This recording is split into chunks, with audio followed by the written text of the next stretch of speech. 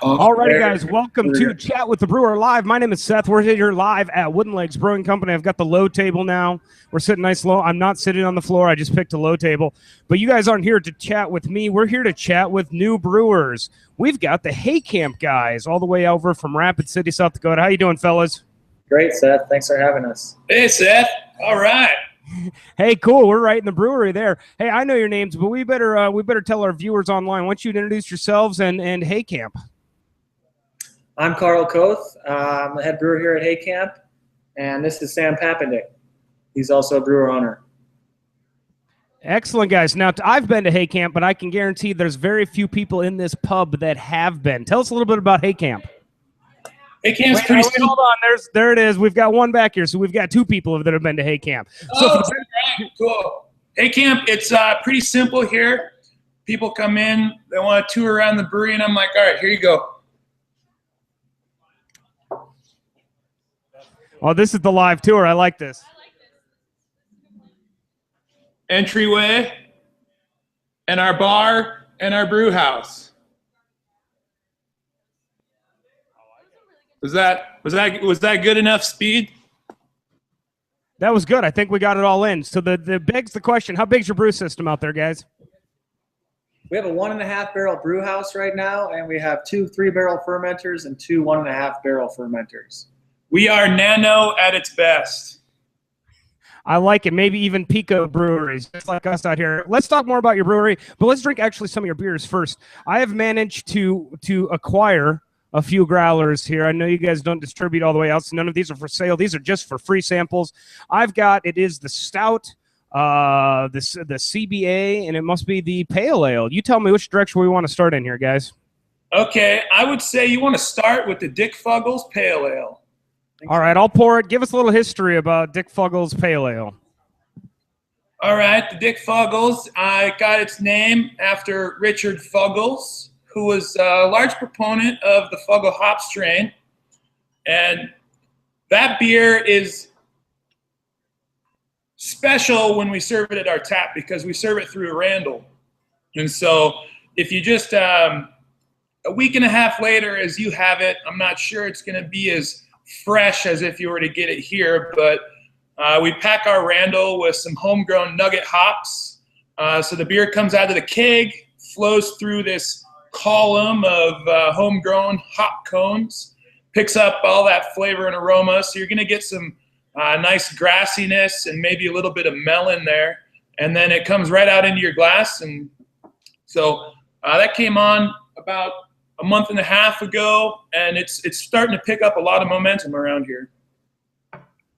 So I'm going to keep pouring here. I've heard of some comments already that there's a bit of a green tea taste to it. That must come from some of those hop characters? I imagine so. I don't know how it's changed over this last week and a half either. You know, we usually drink that at its freshest as possible.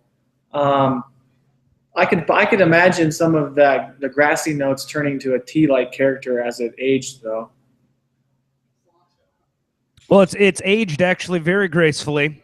This is, and for the record, this is the most fresh beer I can get in Brookings from you guys. So I don't know. We appreciate it. The effort is definitely appreciated over here. I think, what was it? Your brother brought it across? Yep. Well, we won't name names, but yeah, Shay did it. in case anybody's watching. So no, I really enjoy this. This has a very clear character. I mean, so most of the Pico and Nano breweries don't filter much. You guys, I imagine you guys don't filter as well, do you? No filtering whatsoever. Everything is just brighted using cool temperatures and proper conditioning times for the styles that we're brewing. We prefer not to hit anything with a filter. Oftentimes, I think, especially with dry hops, that filter takes out some of the hop oil notes that are really nice. In the pale ales especially. That particular beer too is brewed particularly for the Randall, so it's a little lighter base beer to begin with. Doesn't have a whole lot of hop character on its own, but once it runs through that Randall, it picks up a ton of hop flavoring and aroma. This actually, as I mentioned, guys, this did carry itself very well out here. There is a slight, and it's very, very subtle, but there is a little bit of green tea taste in it, but it's very pleasant. I can imagine when I had this at your guys' place on the Randall, it even has more bright and wonderful characters. So good work on the pale ale. This looks like this comes in about a 5 1/4 ABV is what it calls out. Yeah. One thing I also like to note on that Dick Fuggles to the Randall is the Randall, since it's not a anaerobic environment, it also oxidizes the beer slightly. So you get a little bit of sweetness that's brought out from that Randall as well as the hop characters. And I don't know if that's maybe some of the tea-type characters, some of the oxidation in there as well. I'm trying to imagine the flavors. No, it's very good. They're very good. There's thumbs up all around. So keep making it like that one. We've got 2 more here, guys, and I'm gonna have to chase down some more taster glasses. We still have. It looks to be the Stout and the CBA. Which one should we try through here first, guys? Go with the Stout next. That Stout's the Victory Stout. It's our flagship beer. We've pretty much have that one on tap since we opened up last January. That's January 2014. So it's a dry English stout, very sessionable. It's got a real dark malt look to it, but a light enough body that it's a sessionable beer. And then the one particular thing that people pick out right away usually, and we showcase definitely, is the small proportion of cherry wood that's malt smoked over cherry that's put in there to give it a nice subtle smoky character in the nose. Hopefully that's still lingering around in the growler, and followed by a real deep chocolate note and a dry finish. And this one comes in 4.8 is what the label has here. Right, yeah, right on the upper end of that kind of session region. Yeah, we have been really focusing on brewing a lot of more sessionable ales over here too. We started off brewing ordinary bitters and ESBs and some more drinkable English style ales, and that stout definitely falls in that character. I guess just to share a story from this last weekend, I had this full group of guys come in, and you could tell they were pretty new to the craft beer scene. I'm sure you get some of that over there. And they wanted the lightest beer we had possible. They were thinking, Bud Light or Coors Light or some American light lager. And they went through our flight, and actually that stout is the one most of them appreciated because it does finish a bit more crisp than a lot of the darker stouts that they were used to. And so I think that's another bonus to having that beer on our tap lineup is people see a dark stout and they think something rich and heavy, but then once they finally drink that beer, it'll finish up pretty crisp. You guys are after my own heart there. Our 353 Stout has converted more than one of the Football Sunday beer drinkers. So well done. This is exactly as I remember having it with you guys. Come on. I don't know if I'm cool enough to do this. I'm close. That's cool enough. Right. That's definitely cool. That's really going to blow the people away that are watching this in 4K 3D. Yeah, I'm hip. I just not give someone a black eye. This has that smoked flavor. And when I spoke with you guys when I was out there a couple months ago, that is probably one of the coolest distinguishing characters. Your writer probably says it best. There is a subtleness to it, but that it comes through without being obnoxious, without being a smoke beer. Very, very, very, very pleasant. Good element to a nice dark beer. Well, thank you. Tell me a little bit about your yeast. Now, you guys have a small enough system that you can really have some flexibility in what yeasts you select. Do you guys use the same yeast for everything? Do you tailor it to batch or per every batch, or how do you go about doing that? We have 2 yeasts that we use, an English ale yeast, pretty low attenuation, and then just a regular American ale yeast with a higher attenuation where we want to have a little bit more or less sweetness in the finish and showcase hops in our pale ales. But for the most part, we stick to those 2 ale yeast strains and really try and perfect our beer around them. We do have flexibility. We've done several of our beers on different strains of the English ale yeast or American ale yeast, but we've kind of settled into yeasts that we think give the character that we like, but also the stability of the beer over time. That's something that definitely comes into play when you're brewing these session style ales and you don't have quite as much alcohol and body to keep that beer happy over longer periods of time. So I would imagine with a 1.5 barrel system, you run through beers pretty quick. Tell us a little for the people that are going to be heading out West River for the summer and for camping or four-wheeling or whatever. Where do they find you? When are you open? What can they expect to see when you guys are on there? Well, in the nature of nano brewing, we brew limited quantities, and so we're only open limited hours. Thursdays and Fridays are the only days that our tavern opens. And even then, it's pretty limited hours. On Thursdays, it's 5 o'clock to 8 o'clock. And then on Fridays, it's 3 o'clock to 9 o'clock.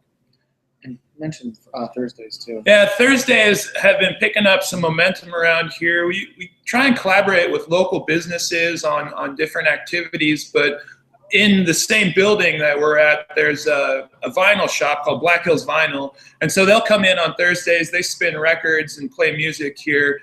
And at 6 o'clock, we start bingo. So we've realized that people really like bingo. I just like saying bingo. So there's got to be a number of people that like playing bingo. I just have to disclaim it, though, Seth. People come in and they want bingo parlor bingo. They want like 10 cards. They want to go high throughput bingo. It's not what you're going to get here. It's mostly about the music and the beer. And then lastly, about the bingo. So maybe the free prizes. Oh, yeah, some free prizes. You have to qualify what type of bingo. So people that come in with like their own daubers and all the professional that need not apply to Hay Camp Bingo. I've seen it. You might want to just relax and have a beer. Well, gentlemen, tell me a little bit about Hay Camp itself. I know we talked about the history of it, but how'd you get to the name Hay Camp? Go ahead. Well, when we were originally coming up with the idea for the brewery, we're out here in the west half of the state, kind of the frontier region, and the name actually came from the Black Hills Hay Camp book. Is that David Strain? Yep. David Strain wrote the book. It's got a number of pictures from the early developmental era of Rapid City, and which was originally called Hay Camp. So we thought there, a perfect opportunity for us to, get in on a historic kind of angle for Rapid City and really, hook into the community, as well as it's a cool name for a brewery, we thought. So we ran with it from this book, and you can see this picture behind us here is actually from the back of the book, just a picture of April of 1907 during the Stockman's Days, which is leads me into the festival that we'll be throwing on May 16th called Stockman Days Beer Festival that we were asking about earlier, if you would be able to have beer for. So tell me more about Stockman Days. May 16th, for those that don't know, that's right at the end of American Craft Beer Week too, right? Right. Just to cap off the week, we thought that it'd be a perfect time to have a festival. Our patio is coming online this spring. A lot of people who have been coming into the brewery have realized we're a little limited on space in here. And so we've been really pushing to get our patio in line. And this is kind of our patio opening festival, but we hope to make it a yearly tradition. We'll be having multiple breweries out here. I think it's give a shout out everybody who's signed up. So all right, everybody who's signed up, we've got Pro Peak. They've confirmed. Dakota Shivers, which is a new brewery in the Black Hills, they're going to be showing up. We've got Minor, they'll be showing up. Firehouse just confirmed today. Sick and Twisted, they're going to be coming. So everybody. Knuckle confirmed yet? I haven't heard back from the Knuckle, but I'm sure they'll be coming. No, I have to feel a little bit like you're twisting our arm now. Like I feel a little bit. I feel like we're getting a little bit strong-armed in this. It's up to you, really. I mean, I don't want to force anything on you, but of all the other events you got going that weekend, we're probably going to have one of the better festivals. So the question is, would you be angry if we didn't come, or more just disappointed? Only if you didn't come next year too.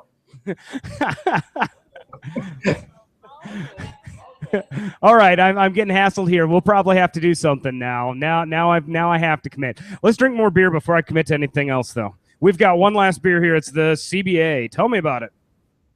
You want to field this one? Sure. The Cascadian Black Ale. I guess it's in the same family as like a Black IPA or a Cascadian Dark Ale. The recently named American Black Ale category. And we just put it in the general category of American Black Ale.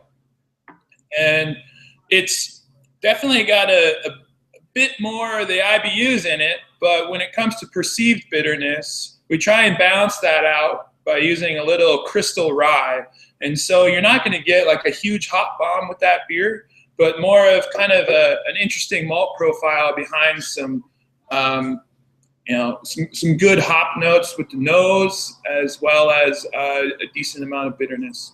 I guess, yeah, the shortened version I usually give to someone who isn't familiar with the style is you're going to get somewhat of a pale ale, not a big IPA, but a pale ale hop character, followed by some roasted malts and definitely that rye sweetness you should be able to pick out in that beer. That's really good. It's fun because we just put our black IPA out an hour and a half ago, or hour and 15 minutes ago. So we get to do a little bit of side by side. Really good. I like the rye taste in it. I think you can pick there's subtleties in it, like you mentioned, but that's a pretty cool little flavor. Rye, I think, is an underappreciated malt or an underappreciated ingredient for what it is. You guys have any other beers that you're putting rye in?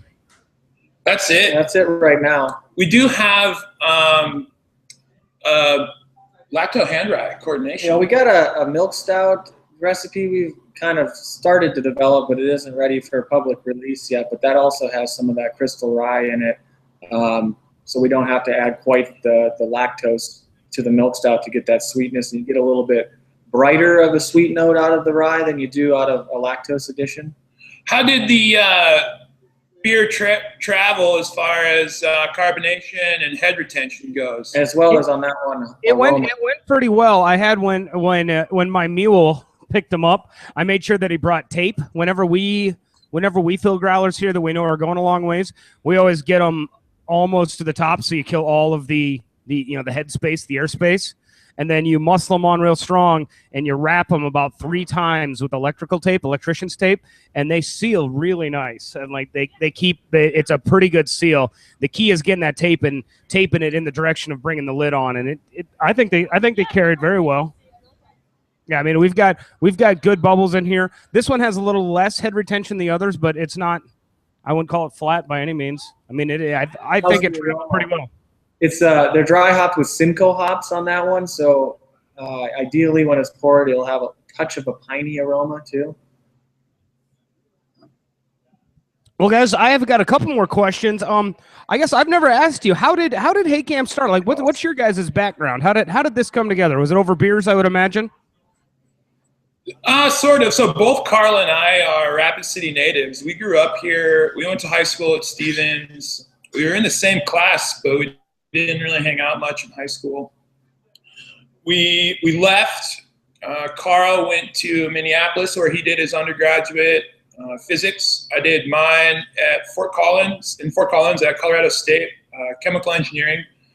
And basically that's where we kind of picked up a lot of our beer culture. And then I like to say we boomeranged back here to Rapid City and brought that here. And Carl was doing his graduate work at the School of Mines as well as I was, and that's where we met basically. And one day we were at the ale house and we started talking beer and started talking homebrew. We were both homebrewers, and so Carl had a few more years under his belt, a little bit more experience. He had actually worked at a small brewery in St.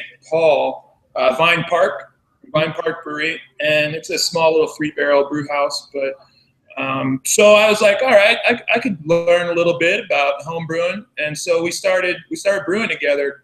We did tandem batches for several months where I had a pretty nice garage, and we would just set up Carl's setup and set up my setup. We brewed a lot of beer. We started brewing more beer and buying more equipment, and it got to the point where I think we both realized that this is where we wanted to go, and this is what we wanted to be involved in. And we said, let's start a brewery.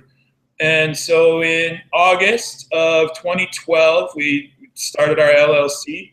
And from there, we just started looking for a place. One step led to the next. We looked at maybe 10 different places here in Rapid City. I mean, we weren't in a hurry or anything. And finally, we landed a really good deal here at the Creamery. We're located on 2nd and Main Street, just outside of downtown Rapid City, a couple blocks. And yeah, the owners had this old rickety garage set up. It was basically just a storage spot, and they wanted a tenant in there, and so they were willing to work with us on a good lease and throw a little bit of cash at the spot. And we turned it into Hay Camp as it is today. And we opened our doors January of 2014 and opened to the public February of 2014, and we've just been moving along since then. We were doing just one day a week. Fridays was our only tavern day for about a year, and then this year we opened up on Thursdays, and so now we're slowly growing. We were just in Portland at the Craft Brewers Conference, and so we were looking at everybody who's making brew systems, and so we've got a plan to move forward and expand, and our ultimate goal is basically to move into a 10-barrel brew house, start getting into more production, less brew pub, no food. We just want to be able to make beer and sell it to people who make food. So you didn't mention this, but as I understand it, we have a physicist on my left and a chemical engineer on my right. That's actually the two of the three components that it takes to make a rocket scientist team. You could make so that if this brewery thing, if the brewer thing is going to take off, but you guys could probably do a rocket scientist side project. Well, who's to say we're not? Yeah, what is this beer? Who's to say we're not? This is my shuttle right here. That's fair. I'm going to open the floor up for a few questions. I know I have some people here that have kind of whispered things in the background. As they come forward here, tell us a little bit about the beer scene there in the hills. I think we've talked to Firehouse, we've talked to Crow Peak, we've talked to Sick and Twisted. Tell us a little bit about what's going on out in the Black Hills. Well, it's growing. I think that's the best thing. I mean, everybody's starting right now. We have had several nano breweries pop up in the last couple of years. Mm-hmm. Proof of concept, I think, is coming in right now, and people are starting to move into phase 2 where they're more of a production house. And so, I mean, Sick and Twisted, they're scaling up. I know that Crow Peak's got plans to scale up, and we got plans to scale up. I mean, everybody's just entering the market in the classic South Dakota way, where we're like 10 years behind everyone. But and aside from just the production side from breweries springing up, I've noticed that there's more beer type festivals going on, or beer related events. We've got a couple of different festivals that go on down at Main Street Square now. One of them being the Frühlings Fest, which is the weekend before Stockman Days Festival here on the 9th, I believe that is. We'll be serving beer down there with some other breweries around, and I think, is that noon to 4 or something like that? They've got a website. You can check that out on the Rapid City website. Things like that. We also had the beer bourse that's been going on, and a couple, the beer fest. I think you were out for that, weren't you? The Boots and Beer. Boots and Beer. So there's some more interest from the public too, as well, in attending beer festivals and beer related events. So that's really important to picking up with the breweries that are coming online too, is the public interest, and of course we all thrive off of the tourist season too. So I've heard a couple whispers in the background, and they're not going to ask you directly. The webcam that you're using does not add any age to your complexion, so you can be thankful for that. So the question has been, how can a brewery start and when you guys are so young? And they want to know, are you guys north or south of 25? The age, that is. Are you north or south of 25? I was going to say we're a couple miles south of I-25, but ways west. We're both 29. You're both 29? Excellent. You've done a very successful job, and they haven't even broke into the 30s yet. One of the things people ask us here as well is, how do they follow you on social media? Do you have what are the ways to? Do you have Instagram, Facebook? How do you reach out to your customers? I would say Facebook is our primary social media outlet. It's just Carl and I right now. We're kind of managing the production and the events and the marketing, and so we try and keep it simple. Our website's pretty minimal. Facebook's probably the best way. It's definitely the best way to follow us, and so I try and make a couple posts a week, just keep people engaged, and keep them in the know about what Hay Camp's doing. Yeah, if people are particularly interested in using Twitter and Instagram, I think a lot of our posts are forwarded to those social media outlets as well. If that's somebody's primary consumption of social media. We've got a newsletter that'll start going out every month. If you want to email us at info@haycampbrewing.com. We'll put you on the email list, and then you can see what we have going. We normally publish the beers that we think are coming out that next month, any special events, or we've got some merchandise that comes on every once in a while. So. And we were doing a prize winner for a while there too, a monthly merchandise prize winner. If you come in and collect on that, you get some of our wares. If you sign up for the email list, potentially. But I guess on that note, I mean, Carl's pretty young, but he's also Rapid City's most eligible bachelor. Just saying. You can either find us on Facebook or Carl's on Tinder, right? All you college ladies. I'll make sure I pass that on, guys. I'll make sure I pass that on.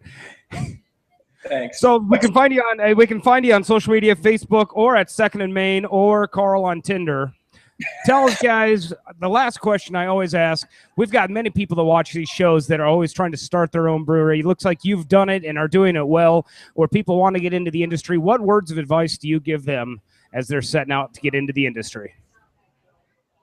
There's no set equation. There is no definite way to open a brewery, but I think what you must have is a lot of time to be wasted, or no? I would say, well, definitely that, but a passion for beer and an unwillingness to give up, because it's going to get tough at times, whether it be, trudging through paperwork and getting everything legal, or to the brewing side where you're just not having the success you're looking for, and you have to, we feel if a beer doesn't meet our standard, we'll just, we've dumped beer because of that. And that's the kind of drive you have to have, a passion for flavor and a real interest in beer. I think that's what is going to make the cream float to the top, so to speak, with brewers. If you care about beer, people are going to want your beer. Well, gentlemen, thank you for your time. Cheers all the way from Brookings. Go ahead. Sorry, buddy. I was going to say, it's probably going to cost you twice as much as you expect, and it'll take you twice as long to get open. That's probably the best advice I was given when we first started. A year after you plan on opening, you will be open. I got to let you in on a secret, Sam, that everybody now tells me it takes twice as much time and twice as much money. We'll leave it on that bombshell, guys. Thank you for letting us drink some of your beers out here. Keep making beers for everybody online. May 16th, Stockman Days, and bingo every week, right? Every week. All right, cheers, gentlemen. We'll post this over on Facebook and YouTube. Thank you for your time. We've got a couple left in the growlers. I might sneak away and try some more of them. All right. Thanks again, Seth. Enjoy. Thank you.